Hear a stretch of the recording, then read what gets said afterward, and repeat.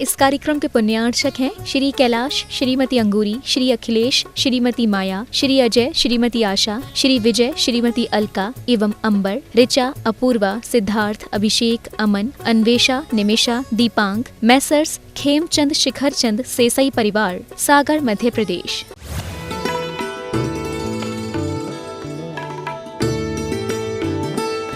इसलिए दो दो घंटे बाद अगर तुम्हें खाने मिल रहा है तो 2 घंटे बाद खाना, जितने कम खाओ, जितनी बार खाओ उतना अच्छा है। ऐसी जिनवाणी का माँ कह रही है, वे तुम्हें पंचम काल का डायबिटीज हो चुका है, अहंकार का, मान कसा का मधुमेह हो चुका है कि मैं बहुत बड़ा धर्मात्मा।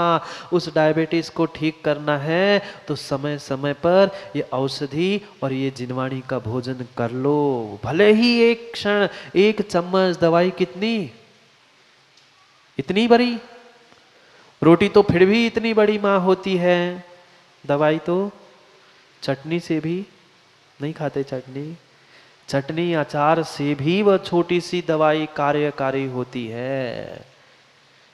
जरूरी नहीं है कि बहुत सारा कार्य करने से ही कार्य सफल हो, पर थोड़ा थोड़ा सतत लगातार करने से सफलता मिलेगी।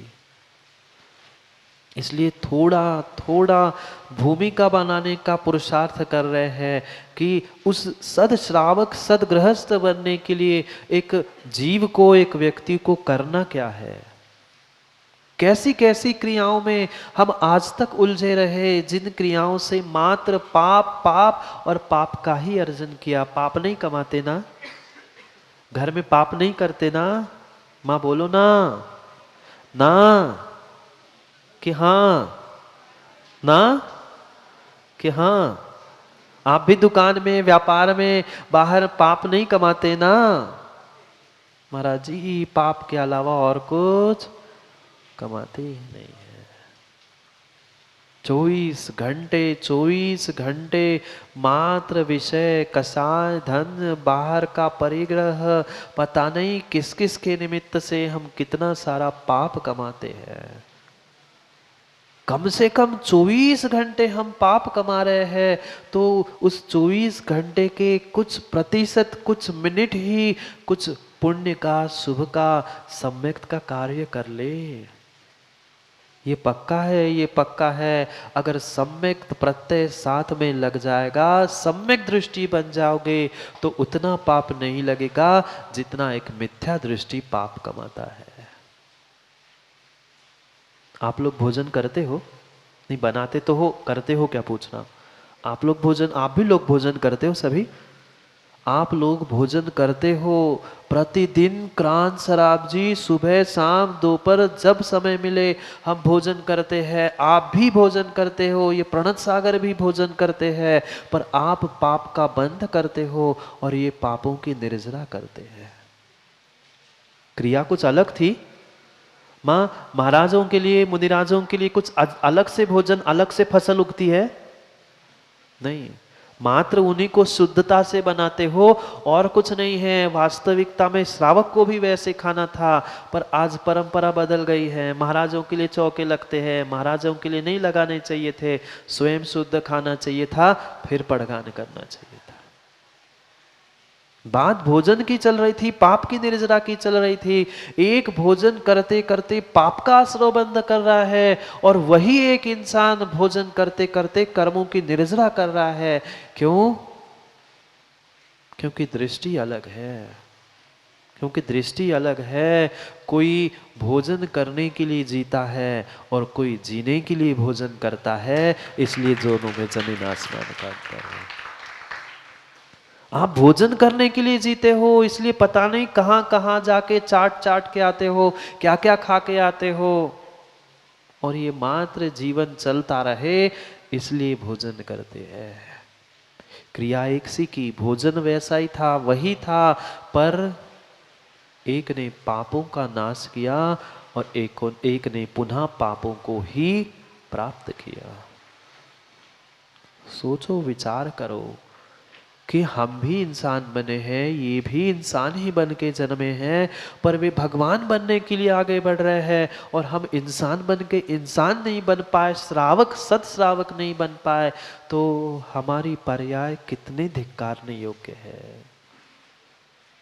कम से कम हम भगवान नहीं बन पा रहे, मुनिराज नहीं बन पा रहे हैं, कम से कम एक अच्छे श्रावक ही बन जाए, सदगृहस्थ ही बन जाए, सदगृहिणी ही बन जाए।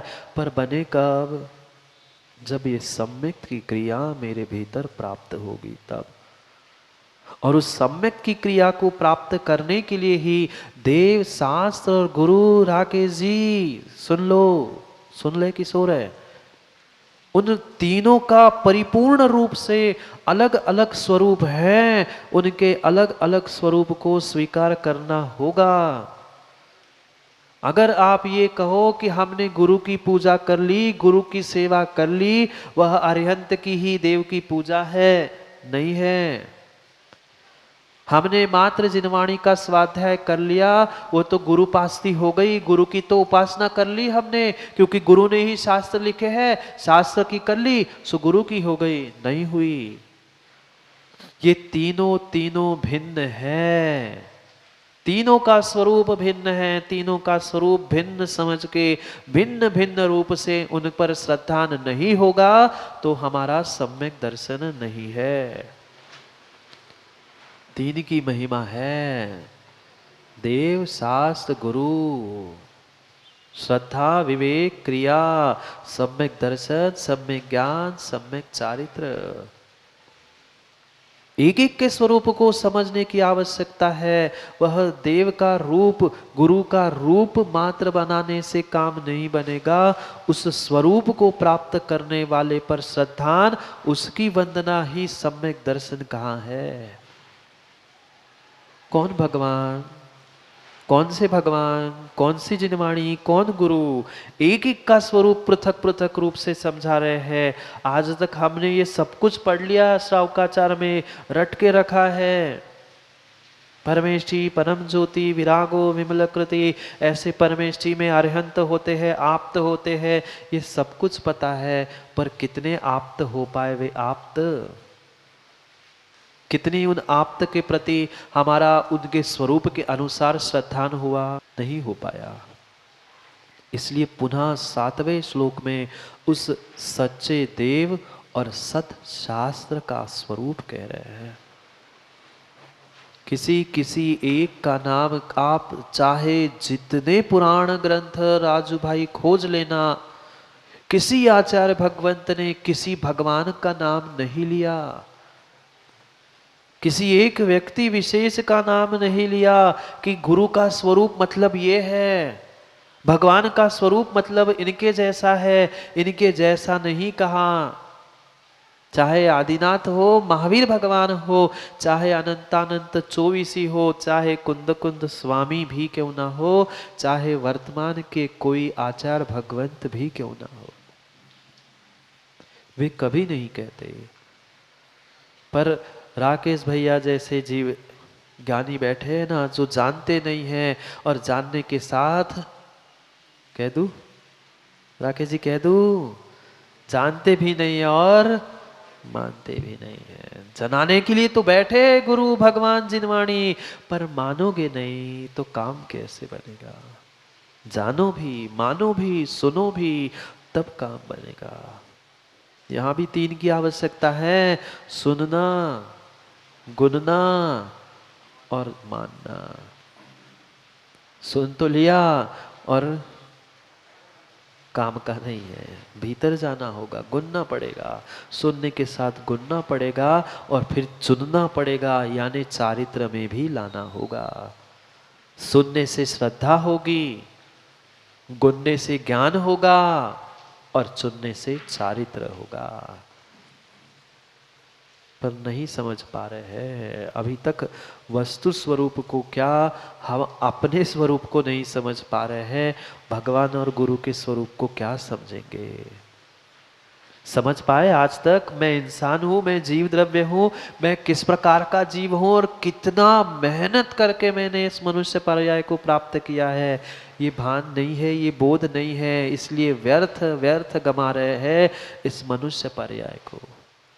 जो मेहनत करके आप लोग कमाते हो, आप लोग कमाते हो, मंगलगिरी अध्यक्ष कमाते हो, अभी नहीं कमाया, पहले तो कमाया, कितनी मेहनत से कमाया, और जब खर्च करना होता है तब ऐसे ही लुटा देते हो ना। किसी ने घर में कुछ मांग लिया, तुरंत जेब से पैसे निकाले, ले लो, तुरंत जेब से निकाले। कितना भी करोड़पति क्यों ना आदमी हो, खर्च करने से पहले नहीं सोचता, कम से कम 2-3 बार सोचता ही है। जबकि दिन की करोड़ों की आय है, पर फिर भी लाख रुपए क्या 50,000 भी खर्च करने के लिए सोचता है, करूं कि नहीं करूं, करूं कि नहीं करूं। जब पैसे खर्च करने के लिए एक इंसान, एक व्यक्ति इतना सोचता है, तो हम अपने समय, अपने पुण्य को, अपनी पर्याय को खर्च करने के लिए क्यों नहीं सोच पाते। ये पर्याय ही को नष्ट कर रहे हैं, हम समय ही को नष्ट कर रहे हैं। अगर ये मनुष्य पर्याय मिलने के बाद भी हम अपना समय, अपने साधन देव शास्त्र गुरु के निमित्त से खर्च नहीं कर पा रहे हैं, तो तुम्हारी ये आयु, तुम्हारी ये साधन व्यर्थ है। इसलिए एक एक स्वरूप को समझना होगा कि कौन परमेष्ठी। ये तो बचपन से पढ़ लिया है, पाठशाला की कक्षाओं में हमने, परम पद में जो विराजमान होते हैं ये परमेष्ठी होते हैं, 5 होते हैं, सब कुछ पढ़ा है, पर उस पर श्रद्धान कितना है, उस पर विश्वास कितना है। बहुत सुंदर शब्दों में 7वें श्लोक में उस सच्चे देव का और सच्चे शास्त्र का स्वरूप कह रहे हैं। पढ़ते हैं श्लोक को, समय हो रहा है, पढ़ो एक साथ 7 नंबर के श्लोक को। निर्विकल्पश्चिदानन्दः परमेष्ठी सनातनः दोषातीतो जिनादेवः तदुपज्ञं श्रुतिः परा। परमेष्ठी, वह अरिहंत परमेष्ठी, सिद्ध परमेष्ठी, जिसे हम देव कहते हैं, पर मात्र देव नहीं कहा है, सच्चे देव कहा है, सुदेव कहा है, सददेव कहा है। हमें आज तक सच्चे देव राजू भाई क्यों नहीं मिले? विचार करो ना कि आज तक हमें सच्चे देव क्यों नहीं प्राप्त हुए, सददेव क्यों नहीं प्राप्त हुए? क्योंकि आज तक हम सदगृहस्थ नहीं बने। क्योंकि जैसी दृष्टि वैसी सृष्टि होती है। अगर हमारी सददृष्टि है, अगर हम सदश्रावक है, सदगृहस्थ है, तो हमें सच्चे देव, सच्चे गुरु और सच्चे शास्त्र मिलेंगे। इसी पंचम काल में, इसी पंचम काल में सच्चे देव शास्त्र गुरु मिलते हैं, और हमें नहीं मिल रहे हैं। हमें भगवान में, गुरु में, जिनवाणी में किसी ना किसी प्रकार से अगर माँ कमी मिल रही है, तो खोट किसमें है? सदगृहस्थ में। हम अपने सदगृहस्थ पने को तो पहचान नहीं पा रहे, सदश्रावक पने को पहचान नहीं पा रहे हैं। पर परमेष्ठी कैसा है, जिनवाणी कैसी है, अमुक कैसा है, अरे मैं कैसा हूं, पहचानो ना। परमेष्ठी, उनके पास तो किसी भी प्रकार का विकल्प नहीं है। एक एक लक्षण बता रहे, एक एक लक्षण बता रहे। कौन? भगवान निर्विकल्प। हमारे भीतर कितने विकल्प, यहाँ बैठे तो भी विकल्प है। कब घड़ी हो बंद होती है, कब महाराज बंद होते हैं, और कब जाके जो आधा करके आए वो आधा पूरा कर ले, कब जाके वो चाबी खोल दे। पता नहीं दुनिया भर के विकल्प है। 1 घंटा भी हम बैठते हैं तो भी निर्विकल्प नहीं हो पाते। कहाँ से श्रद्धा आएगी? और ऐसे निर्विकल्प भगवान के प्रति श्रद्धा करनी है तो तनक से तो निर्विकल्प होना पड़ेगा। यहाँ बैठे तो वहां का विकल्प और वहां बैठे तो यहाँ का विकल्प, दोनों गए काम से।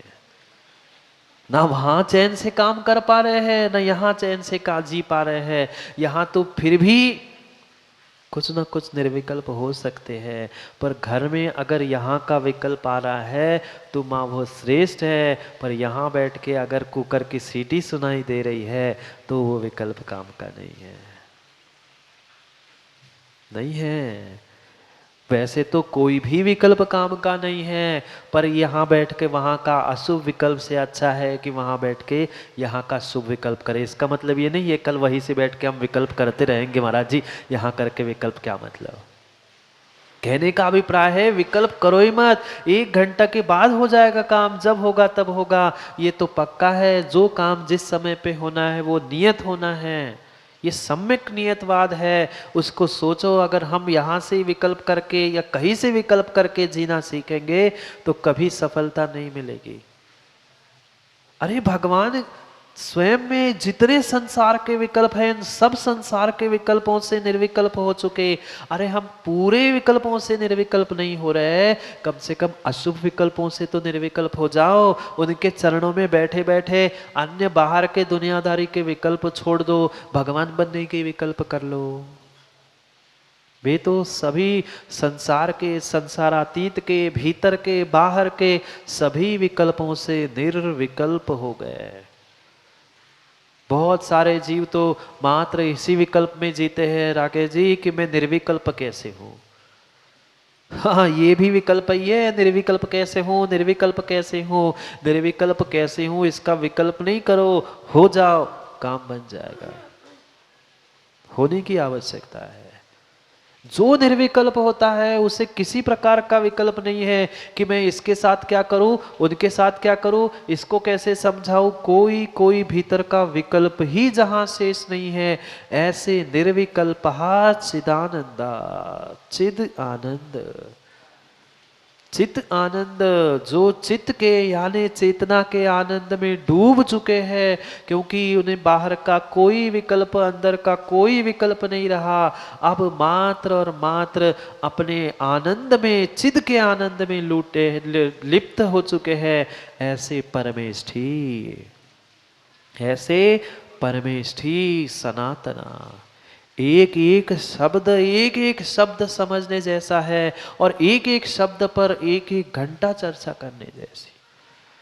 पर क्या करें, उतना समय महाराज जी आपके पास हो सकता है। आपको क्या काम है, आपको तो सब बना बनाया मिल जाता है। हमें पता है क्यों माताओं घर जाके क्या क्या करना पड़ता है।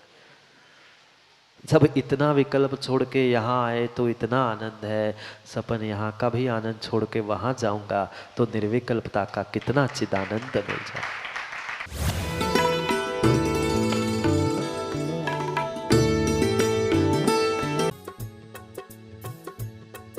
इस कार्यक्रम के पुण्यार्चक थे श्री कैलाश, श्रीमती अंगूरी, श्री अखिलेश, श्रीमती माया, श्री अजय, श्रीमती आशा, श्री विजय, श्रीमती अलका एवं अंबर, ऋचा, अपूर्वा, सिद्धार्थ, अभिषेक, अमन, अन्वेषा, निमिषा, दीपांग, मैसर्स खेमचंद शिखरचंद सेसई परिवार, सागर, मध्य प्रदेश।